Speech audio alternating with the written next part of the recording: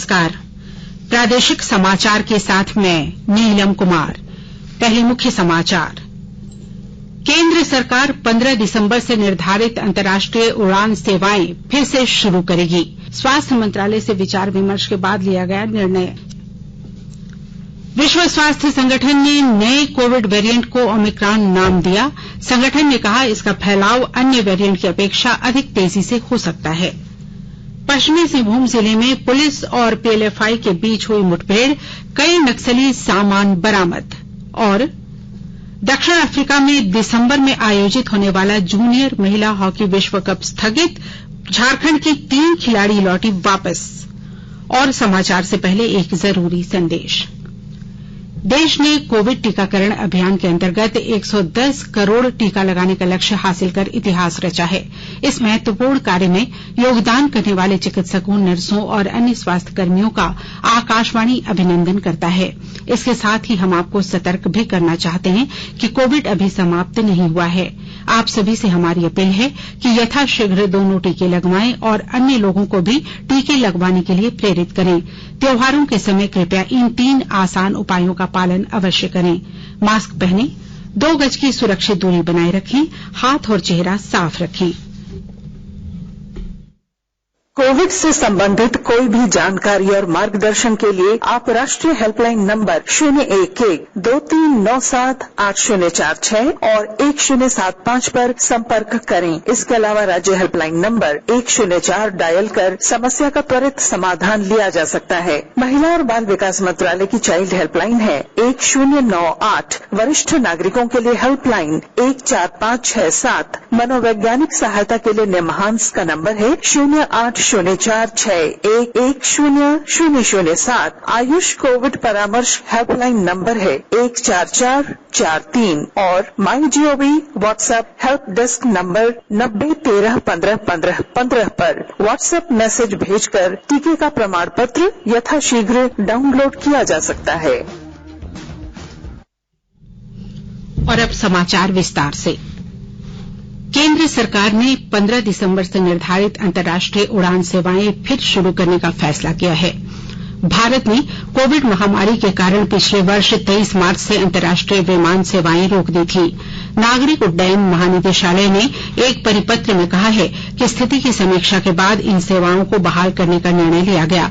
जिन देशों के यात्रियों को भारत पहुंचने पर कोरोना जांच सहित अतिरिक्त एहतियाती उपायों का पालन करना होगा उनमें ब्रिटेन, दक्षिण अफ्रीका, ब्राजील, बांग्लादेश, बोत्सवाना, चीन, Mauritius, New Zealand, Zimbabwe, Singapore, Hong Kong और इजरायल शामिल हैं। सेवाएं बहाल करने का निर्णय विश्व की कोविड स्थिति पर स्वास्थ्य मंत्रालय से विचार विमर्श के बाद लिया गया है। यह फैसला ऐसे समय में लिया गया है जब बोत्सवाना, हांगकांग और दक्षिण अफ्रीका में कोरोना वायरस के नए वेरिएंट का पता चला है। विश्व स्वास्थ्य संगठन ने नए कोविड वेरिएंट को ओमिक्रॉन नाम दिया है। संगठन ने कहा कि इसका फैलाव कोविड के अन्य वेरिएंट की अपेक्षा अधिक तेजी से हो सकता है। विशेषज्ञों के साथ बैठक के बाद विश्व स्वास्थ्य संगठन ने बताया कि आरंभिक प्रमाणों से संकेत मिलता है कि इस वेरिएंट से संक्रमण का जोखिम अधिक है और कोविड मानक विज्ञान में नुकसानदेह बदलाव हुआ है। संगठन ने कहा कि हाल के सप्ताहों में दक्षिण अफ्रीका में संक्रमण तेजी से बढ़ा है। विश्व स्वास्थ्य संगठन ने कहा कि वेरिएंट का सटीकता से पता लगाने के लिए पीसीआर परीक्षण किए जा रहे हैं। इससे पहले विश्व स्वास्थ्य संगठन ने देशों को कोविड वेरिएंट के कारण यात्राओं पर जल्दबाजी में प्रतिबंध लगाने के खिलाफ आगाह किया था तथा इस बारे में जोखिम लेने और वैज्ञानिक दृष्टिकोण अपनाने को कहा था। देश में कोविड टीकाकरण ने 1,20,96,00,000 का आंकड़ा पार कर लिया है। अब तक कुल 1,20,96,90,000 टीके लगाए गए हैं। स्वास्थ्य मंत्रालय ने बताया कि कल 65,23,000 से अधिक वैक्सीन डोज लगाई गई। दक्षिणी छोटानागपुर प्रमंडल के आयुक्त नितिन मदन कुलकर्णी ने मतदाता सूची पुनरीक्षण कार्यक्रम के तहत कल गुमला जिले के बसिया प्रखंड क्षेत्र के मतदान केंद्रों का भ्रमण किया। इस दौरान उन्होंने केंद्र में प्रपत्रों की जांच की और जिला प्रशासन के अधिकारियों को निर्देश दिया कि शेष बचे 4 दिनों में ज्यादा से ज्यादा आवेदन सृजित करें और समय पर प्राप्त आवेदनों को ऑनलाइन करवाना सुनिश्चित करें। धनबाद जिले में प्रधानमंत्री स्वास्थ्य सुरक्षा योजना फेज 3 के तहत शहीद निर्मल महतो मेडिकल कॉलेज एवं अस्पताल परिसर में 27 एकड़ जमीन पर निर्माणाधीन सुपर स्पेशलिटी अस्पताल का 90% काम पूरा हो चुका है। विस्तृत ब्यौरा दे रहे हैं हमारे संवाददाता। नए साल में धनबाद को सुपर स्पेशलिटी अस्पताल का तोहफा मिलेगा। प्रधानमंत्री स्वास्थ्य सुरक्षा योजना फेज 3 के तहत शहीद निर्मल महतो मेडिकल कॉलेज एवं अस्पताल परिसर में 27 एकड़ जमीन पर निर्माणाधीन सुपर स्पेशलिटी अस्पताल का लगभग 90% काम पूरा हो चुका है। वर्ष 2016 में अस्पताल का काम शुरू हुआ था। अस्पताल के नोडल पदाधिकारी डॉक्टर सुनील कुमार सिन्हा ने बताया कि कोरोना संक्रमण के कारण भी इस वर्ष निर्माण कार्य प्रभावित हुआ। अस्पताल को तैयार करने में करीब 167 करोड़ रुपए की लागत आई है। उन्होंने कहा कि फिलहाल कैंसर, किडनी रोग, plastic surgery, cardiology, neuro surgery आदि बीमारियों के इलाज के लिए मरीजों को धनबाद से बाहर जाना पड़ता है। आने वाले दिनों में इन सभी के इलाज की सुविधा भी यहीं मिलेगी। दीपक, आकाशवाणी समाचार, धनबाद। सिमडेगा जिला प्रशासन ने शहर के घोचोटोली स्थित जनता हॉस्पिटल को सील कर दिया है। पिछले दिनों इस हॉस्पिटल में एक गर्भवती महिला की मृत्यु के बाद जिला प्रशासन ने मामले की जांच की थी। जांच में अस्पताल के कागजातों में कई कमियां पाई गईं। इसके तहत कार्रवाई करते हुए हॉस्पिटल को सील किया गया। आकाशवाणी के ताजातरीन समाचारों के लिए आप हमारी वेबसाइट newsonair.com पर लॉग ऑन कर सकते हैं। ताजा समाचार Twitter handle @AIR news alerts और Facebook page All India Radio news पर भी उपलब्ध है। आप प्रादेशिक समाचार एकांश के Twitter handle @AIR news _Ranchi और फेसबुक, इंस्टाग्राम पेज तथा YouTube channel AIR news Ranchi पर भी हमारे बुलेटिन सुन सकते हैं। प्रादेशिक समाचार आप आकाशवाणी रांची से सुन रहे हैं और अब पेश है कोरोना से बचाव के कुछ संदेश।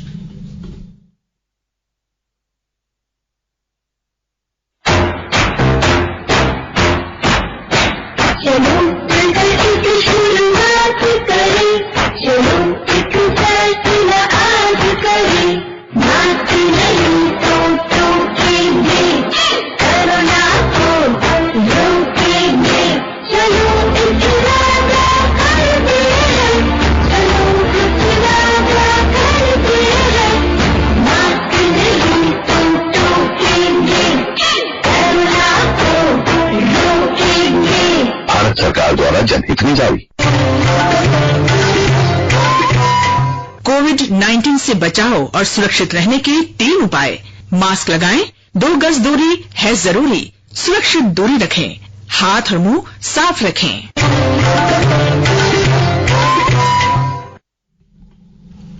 प्रधानमंत्री नरेंद्र मोदी कल आकाशवाणी से मन की बात कार्यक्रम में अपने विचार साझा करेंगे। यह इस मासिक रेडियो कार्यक्रम की 83वीं कड़ी होगी। आकाशवाणी और दूरदर्शन के समूचे नेटवर्क पर इसका प्रसारण होगा। कार्यक्रम आकाशवाणी समाचार की वेबसाइट और न्यूज ऑन AIR ऐप पर भी उपलब्ध रहेगा। आकाशवाणी समाचार, दूरदर्शन समाचार, प्रधानमंत्री कार्यालय तथा सूचना और प्रसारण मंत्रालय के यूट्यूब चैनलों पर भी यह सीधा प्रसारित होगा। आकाशवाणी से हिंदी प्रसारण के तुरंत बाद मन की बात कार्यक्रम क्षेत्रीय भाषाओं में भी प्रसारित होगा। क्षेत्रीय भाषाओं में इसे रात 8 बजे फिर सुना जा सकेगा। पश्चिमी सिंहभूम जिले के गुदड़ी थाना क्षेत्र में पुलिस और PLFI के दिनेश गोप दस्ते के बीच कल मुठभेड़ हुई। पुलिस को दस्ते के बारे में सूचना मिलने पर कल दोपहर बाद कुदादा जंगल एवं पहाड़ी क्षेत्र में सर्च ऑपरेशन शुरू किया गया। सर्च अभियान के दौरान गुदड़ी, सोनुमा और गोयलकेरा थाना क्षेत्र के सीमावर्ती क्षेत्र में बूनी मूली और दरकोरा टोला के बीच पहाड़ी पर PLFI के उग्रवादियों ने सुरक्षा बलों पर फायरिंग कर दी। घटनास्थल पर सर्च ऑपरेशन के दौरान प्रतिबंधित PLFI उग्रवादियों के कई सामान बरामद किए गए हैं। अमृत महोत्सव के तहत आकाशवाणी के साप्ताहिक क्विज में आइए आप भी शामिल हों।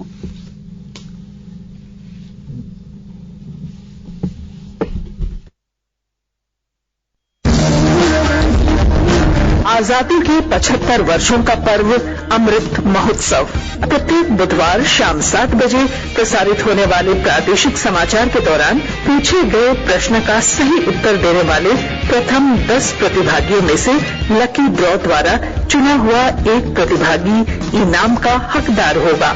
इसके लिए सुनते रहिए आकाशवाणी रांची का प्रसारण।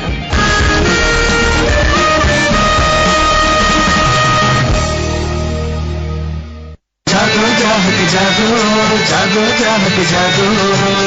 आजादी का अमृत महोत्सव के लिए सभी उपभोक्ताओं को शुभकामनाएं। हॉलमार्क सोने की शुद्धता सुनिश्चित करता है। हमेशा हॉलमार्क वाले सोने के आभूषण खरीदें। उपभोक्ता किसी भी शिकायत के लिए कृपया राष्ट्रीय उपभोक्ता हेल्पलाइन टोल फ्री नंबर 14404 पर संपर्क करें। उपभोक्ता मामले विभाग भारत सरकार द्वारा जनहित में जारी। जानो अपने अधिकारों को, अपने हक पहचानो, बेईमानों को सबक सिखाओ, ग्राहक अब तो जागो, जागो ग्राहक जागो, जागो ग्राहक जागो। दक्षिण अफ्रीका में 5 से 16 दिसंबर तक आयोजित होने वाले जूनियर महिला हॉकी विश्व कप का आयोजन अफ्रीकी देशों में कोरोना वायरस का नया वेरिएंट मिलने के बाद स्थगित कर दिया गया है। अंतर्राष्ट्रीय हॉकी परिसंघ FIH, दक्षिण अफ्रीकी हॉकी एसोसिएशन और पश्चिमोत्तर पोशेफस्ट्रम विश्वविद्यालय ने कल संयुक्त रूप से यह निर्णय लिया। परिसंघ के मुख्य कार्यकारी अधिकारी थियरी वेल ने एक बयान में कहा कि स्वास्थ्य और सुरक्षा पहली प्राथमिकता है। उन्होंने बताया कि प्रतिभागी सहित कई देशों ने अब दक्षिण अफ्रीका पर यात्रा प्रतिबंध बढ़ा दिया है। उन्होंने कहा कि परिसंघ हालात पर नजर बनाए रखेगा और टूर्नामेंट आयोजित करने की संभावना पर जल्द ही फैसला किया जाएगा। टूर्नामेंट में झारखंड की 3 महिला हॉकी खिलाड़ी सलीमा टेटे, ब्यूटी डुंगडुंग और संगीता कुमारी भी विश्व कप के स्थगित होने के बाद वापस लौट गई हैं। भारतीय बैडमिंटन खिलाड़ी पीवी सिंधु ने इंडोनेशिया ओपन 2021 के सेमीफाइनल में जगह बना ली है। कल सिंधु ने क्वार्टर फाइनल में दक्षिण कोरिया की सिम यूजिन को 14-21, 21-19, 21-14 से हराकर अंतिम 4 में जगह बनाई। सेमीफाइनल में सिंधु का सामना थाईलैंड की रतचानोक इंतानोन के साथ होगा। पुरुष सिंगल्स में बी साई प्रणीत को विक्टर एक्सेल्सन से हार का सामना करना पड़ा। पुरुष डबल्स में सात्विक राज रेंकी रेड्डी और चिराग शेट्टी की जोड़ी ने सेमीफाइनल में जगह बनाई। झारखंड में सर्द हवाओं के कारण ठंड बढ़ गई है। राजधानी रांची सहित राज्य के दूसरे जिलों में तापमान में लगातार गिरावट देखने को मिल रही है। मौसम विभाग के अनुसार अगले 4 दिनों में 2 से 3 डिग्री सेल्सियस की कमी आएगी। शुक्रवार को रांची का न्यूनतम तापमान 12 डिग्री सेल्सियस रहा। मौसम विज्ञानी अभिषेक आनंद ने बताया कि सुबह में अभी कोहरा और धुंध रहेगा, दिन में धूप खिली रहेगी। पिछले 24 घंटे में सापेक्षिक आर्द्रता अधिकतम 80% रही है, जबकि न्यूनतम आर्द्रता 44% रही है। मौसम विज्ञान विभाग से मिली जानकारी के मुताबिक राज्य में निचले स्तर पर सर्द हवा के बहाव से ठंड बढ़ी है। बताया गया कि सरायकेला, खरसावां, देवघर, दुमका, गोड्डा, साहेबगंज और पाकुड़ राज्य के शेष जिलों में 10 से 12 डिग्री के बीच रहने की उम्मीद है। और अब आइए अखबारों की सुर्खियां सुनते हैं। राज्य से प्रकाशित होने वाले प्रमुख दैनिक अखबारों ने 15 दिसंबर से शुरू हो रहे अंतर्राष्ट्रीय उड़ान और संविधान दिवस पर राष्ट्रपति और प्रधानमंत्री द्वारा लोगों से संविधान की रक्षा का संकल्प लेने की खबर को प्रमुखता से प्रकाशित किया है। प्रभात खबर ने नीति आयोग के हवाले से लिखा है, यूपी, बिहार और झारखंड देश के सबसे गरीब राज्य। दैनिक भास्कर लिखता है, कोरोना के नए वेरिएंट से दहशत, यूरोपीय यूनियन ने अफ्रीकी देशों से उड़ानों पर लगाई रोक। दैनिक जागरण ने अपनी सुर्खी बनाई है, प्रधानमंत्री ने कहा, वंशवादी दल कैसे कर सकते हैं लोकतंत्र की रक्षा। हिन्दुस्तान ने लिखा है, प्रधानमंत्री ने कहा, मुंबई हमला नहीं भूलेंगे। रांची एक्सप्रेस की सुर्खी है, मुख्यमंत्री हेमंत सोरेन ने गढ़वा में कहा, अमन, चैन और खुशहाली के साथ राज्य को आगे बढ़ाएंगे। और अंग्रेजी अखबार द टाइम्स ऑफ इंडिया और हिंदुस्तान टाइम्स ने कोरोना के नए वेरिएंट मिलने पर सेंसेक्स में आई भारी गिरावट की खबर को पहले पन्ने की सुर्खी बनाई है। और अब अंत में मुख्य समाचार एक बार फिर।